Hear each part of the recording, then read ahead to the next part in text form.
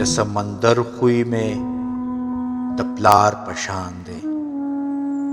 د سمندر خوی مې د پلار پشان دی.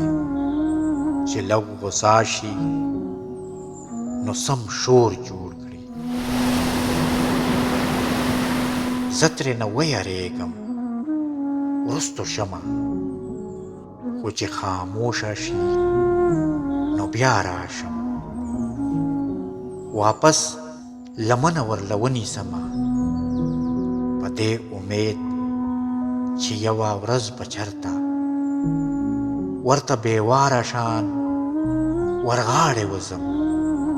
کیدی شي غېږه کې مې کلک ونیسي. کیدی شي غېږه کې مې کلک ونیسي.